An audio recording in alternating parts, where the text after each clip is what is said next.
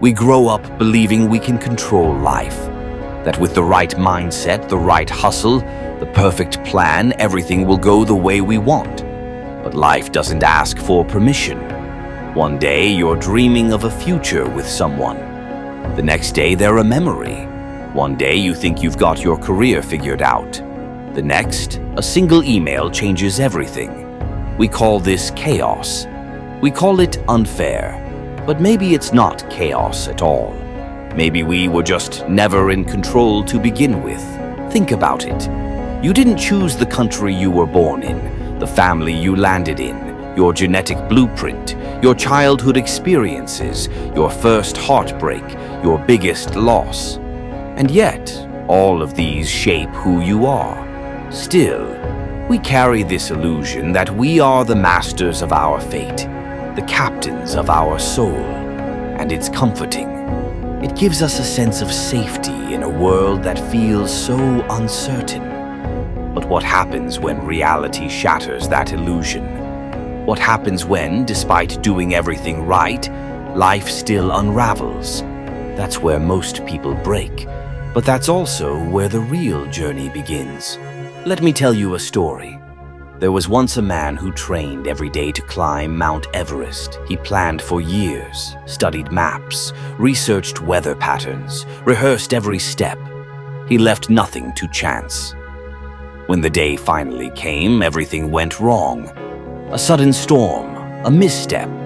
He was stranded cold, injured, and alone. He didn't die on that mountain, but something inside him did. The illusion that life was his to command. He returned home not as a failure, but as someone who had been cracked open.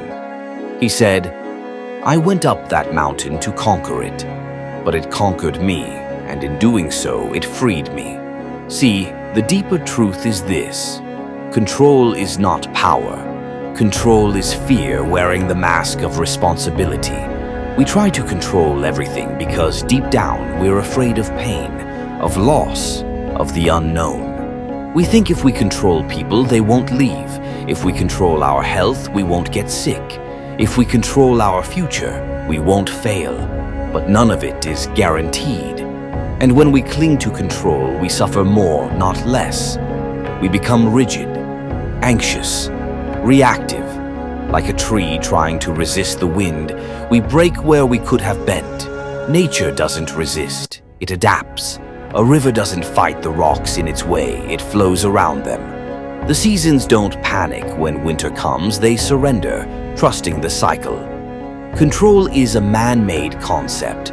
Life in its raw form is unpredictable, unruly, wild.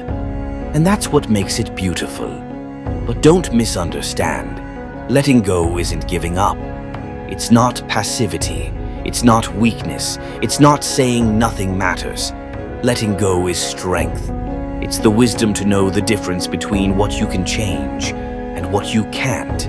It's the courage to show up fully, even when the outcome isn't guaranteed. It's the grace to surrender to life without losing yourself. Think of someone you love. Can you control how long they'll be in your life? What choices they'll make? How they'll change over time? No. All you can do is love them as they are right now. That's letting go. That's presence. And presence is the only real control we ever have. We waste years trying to bend life to our will. We chase perfection, obsess over timelines, stress about outcomes. We live in a constant state of what if. But all we really have is this moment. And this moment doesn't need to be perfect. It just needs to be real. Letting go isn't a one-time act. It's a daily practice. It's waking up each morning and saying, I don't know what today will bring, but I'll show up anyway. I'll give what I can. I'll receive what comes. I'll release what's not mine to hold. It's forgiving people who'll never apologize. It's moving forward without closure. It's trusting life even when it makes no sense. There's a reason ancient wisdom from every corner of the world teaches surrender. The Taoists call it wu-wei, effortless action. The Buddhists call it non-attachment. The Stoics call it acceptance of fate, amor fati. Different names, same truth. When we stop trying to control life, we begin to experience it, raw, unfiltered, honest. We stop forcing happiness and discover peace. I know this isn't easy. We live in a world that worships control, productivity, planning, predictability. We're taught to take control of your life. But sometimes the most powerful thing you can do is let go. Let go of needing to have it all figured out. Let go of the need to fix everything. Let go of the story that says you're only safe when you're in charge. He'll say something that might sound strange. Letting go will break your heart, but it will also rebuild it. Because when you stop clinging, you start receiving. You start seeing life not as something to dominate, but as something to dance with. You stop asking, why is this happening to me? And start wondering, what is this trying to show me? Sometimes letting go means walking away from a toxic job, even when you don't know what's next. Sometimes it means releasing the dream you once had so something new can grow. Sometimes it means accepting that closure will never come and choosing peace anyway.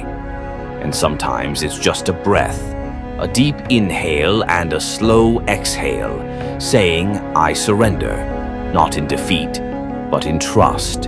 Here's the paradox. When you stop trying to control life, you gain something far more valuable. You gain presence, peace, clarity, gratitude, joy. These don't come from controlling the world. They come from letting the world in as it is. So wherever you are right now, whatever you're facing, maybe it's time to loosen the grip. Not because life is easy, but because you're ready to live it fully, not from fear, but from flow. Take one small step today. Say the thing you've been holding back. Let go of the outcome you've been obsessing over. Forgive yourself for not having it all together. And just be here, fully, gently, honestly. You don't have to control the whole story. You just have to write the next sentence. If you've listened this far, you're not here by accident. You're someone who feels deeply, thinks differently, wants to live more meaningfully. That's exactly who we speak to here at PhiloNest. We don't give answers. We explore better questions. We don't chase perfection. We seek presence. If this spoke to something in you, subscribe. Not because you need more content, but because sometimes one honest voice, one real moment, can change the way you see everything. This is PhiloNest, and you belong here.